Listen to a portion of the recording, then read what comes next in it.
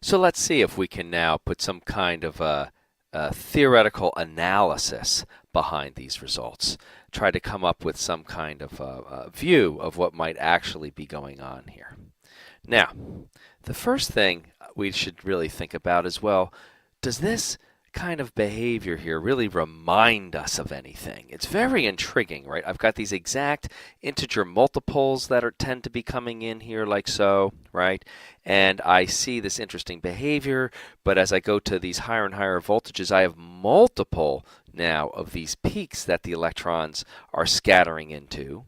And these multiple peaks seem to be described by integers. And notice also I get a very beautiful description when I think not necessarily of the angle, right, just the angle itself where the peak is, but actually the sign of that angle. So I've got sines and I've got integers, multiple peaks. This is beginning to sound like there's some kind of diffraction pattern going on here. So the hypothesis is that can we describe this as an interference pattern? The idea being now, it's a little bit reminiscent. It's starting to remind us actually of our photons now, right? The idea is that, well, maybe when I've got these multiple peaks, right, I don't know which peak my electron will scatter into. Right? But overall, I have to build up those peaks. So it's very reasonable to think the electron's kind of randomly going into these peaks, and that what's describing them is the type of calculation that would give me this probability, is the type of calculation I would normally do from physics 2214 or physics 2218. So we're going to see if we can pull that kind of an analysis off. So the basic idea in the analysis then would be, well, you know how to do interference. I've got these atoms here like bumps on the top of my surface. They occur at a known separation d, because by this point, through X-ray scattering, the structure of the various crystals and the interatomic spacings were all fairly well established. And now if we want to analyze this like an interference pattern, we know how to do that. We would have our incoming path, which is straight down on each of my scatterers, right? And then they bounce off at various angles. Here I will call my angle theta.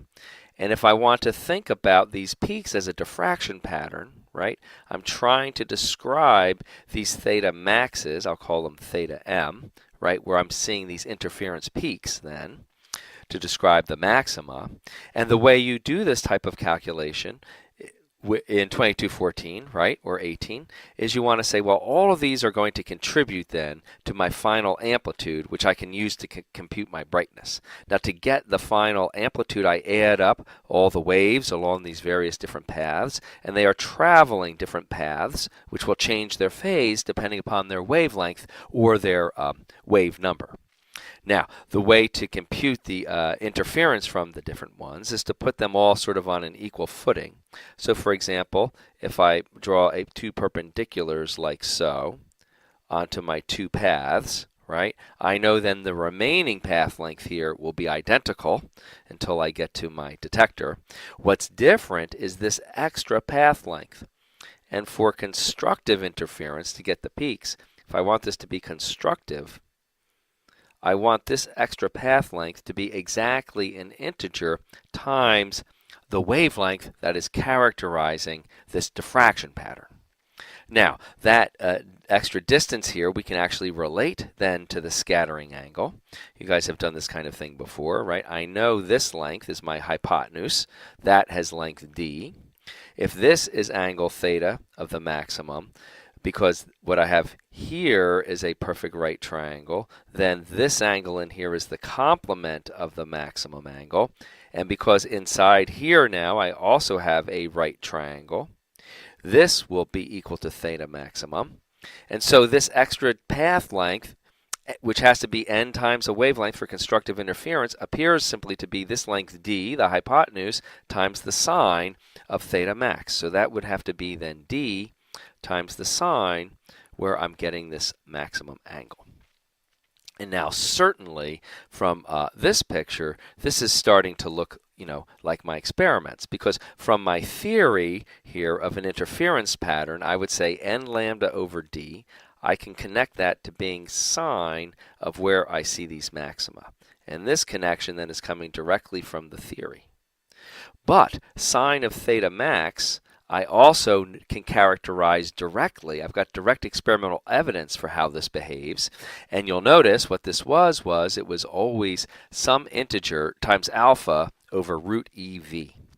So that will be then n times that fundamental slope alpha over the square root of EV, where, to remind ourselves, the alpha was the slope of this first line that we were talking about.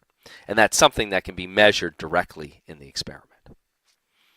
Now, once we've made this connection, notice immediately we've explained the fact that we have this series of integers. So this explains the factors of n, explains the integers. Now, the only remaining piece is to get a complete explanation. We need to know, well, what about the wavelength? What would the wavelength have to be? Lambda. Is there something fundamental going on here that gives me that wavelength? Now, to determine that, I can equate these two, right? And I can use now this theoretical analysis connected through the experimental observations to get direct information about lambda. I can solve this equation for lambda. When I do that, of course, the n's are going to cancel out nicely, and I can simply multiply through by d. So I'm observing, this is an actual physical observation, I'm observing that the wavelength of these waves must be equal to alpha, the slope that I have from my experiment, times d, which is the spacing between my atoms, which of course different atoms, then we'd probably get a different slope in our experiment, and then divided by the square root of E times V. So we can now directly measure the wavelengths we need in order to predict the outcome of these electron experiments. That's very exciting. But we're getting greedy now, right? Because, okay, that's nice. I can see that there's a wavelength, but is there a fundamental law that determines that wavelength for me? To answer that question, we want to see, can we connect lambda to something fundamental? Right now, it's just connected to this experimental knob that I turn. Apparently, when I turn the knob of the voltage, that changes the wavelength of these electrons. But that's not going to be some kind of fundamental law. I have to relate this to a fundamental property that relates to these electrons as they are coming down in my experiment.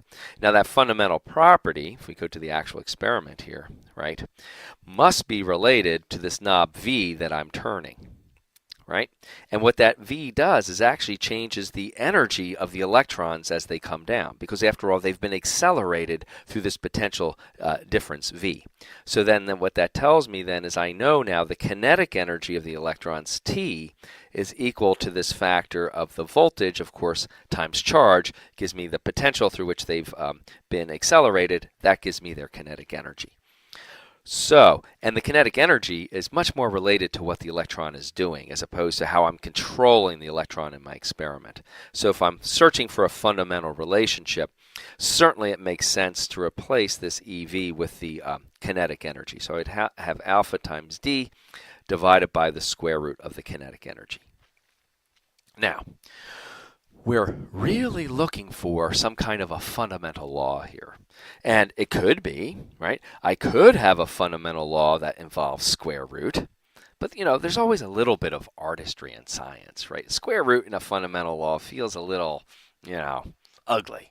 Maybe I can get something more fundamental having to do with my electrons coming down than something that gets rid of the square root but is just as fundamental. And I think we have some pretty good ideas there, right? The kinetic energy is related to the square of something, right? It's related to 1/2 mv squared. And that would be very nice because then with the square root, I'll be relating wavelength with just a simple 1 over v instead of a crazy square root. So I'm open-minded. I'm willing to try this. The thing, though, is, and this has been done now with different types of particles, if I do that, I'm not going to still come to kind of a universal law. It turns out that velocity isn't the right thing to use to describe the motion of the electrons. There's something that's directly related to velocity that also describes sort of the quantity of motion of a particle, but it's much more fundamental. And what that is the momentum. The momentum is more fundamental because it's a conserved quantity in physics. So I would like to actually replace this velocity with the momentum. That's easy enough. That's P over m. And something very important is going to happen here. I want you to realize that now we can write the kinetic energy not as 1/2 mv squared, but we can connect it to momentum. When I substitute in, I'll have p squared on top. I get on the bottom m squared, but there's an m on top, so there'll be 1m on the bottom. And finally, I have my factor of 2. And I want to put a box around this because this is a very important result, and you're going to see this over and over again. This is the fundamental way to write kinetic energy if you want to build up a fundamental theory. And the basic reason for that is that now we are connecting two of nature's great conserved quantities. Momentum, which is fundamental, more fundamental than velocity, I would argue, because momentum is conserved. And likewise, kinetic energy is related to energy, another famous conserved quantity. So you will see over and over again in this course this quantity, p squared over 2m for kinetic energy. So you will have to get used to that idea. But the fundamental reason why it comes up is, as I've said, it's connecting fundamentally conserved quantities. Now, if we make this substitution, then we can see what we're going to get, right? I'm going to get p on the bottom, square root of p squared, so that gives me just p on the bottom. And then on top, I will have my original alpha times d that I had from up here, right? But I also will have, when I take the square root of t, on the bottom, there's going to be a 1 over square root of 2m. That does a double flip, so square root of 2m ends up on top. And I end up with a relation like so for lambda. And the beautiful thing is that this combination of constants on top turns out to be a universal constant, right? Regardless of the experiment that I do, and also it turns out regardless of the particles that I use. This experiment's now been repeated with things like helium atoms or buckyballs, right? And every time they do it, that number comes out exactly the same. And it has an interesting value, right? The value is 6.6, it turns out, times 10 to the minus 34. And the units on this turn out to be joules times seconds. And that should give you a kind of a shiver down your spine, right?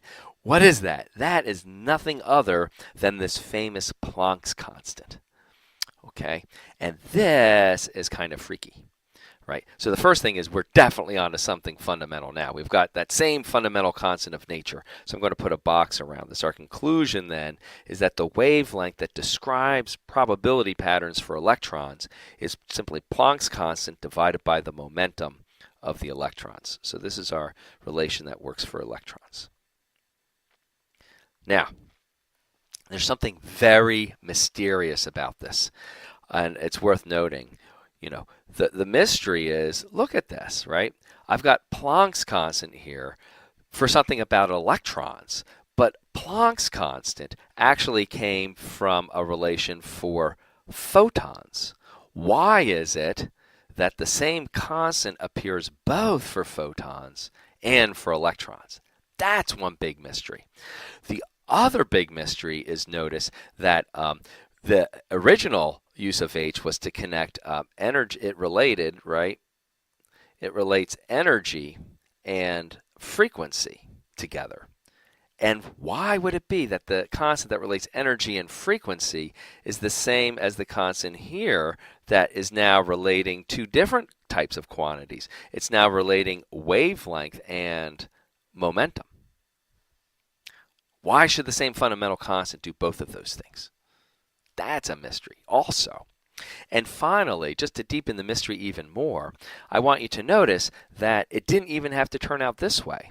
For example, when we defined momentum, or when Newton did, right, he could just as easily, right, I'm not recommending this, but he could just as easily has defined it, depending on how he liked his factors of 2, as maybe twice m times v, right? That quantity would still be a conserved quantity. And if he had done that, right, and if that's what we called momentum, then this equation here, the constant on top would have to be 2h, because then it would be 2h over our momentum. to make it work out in the same way, right? But we don't have that, right? For some reason, it's worked out that it's exactly the same constant in both places. And we will, as the course develops in the next several lectures, we will be able to really address this mystery.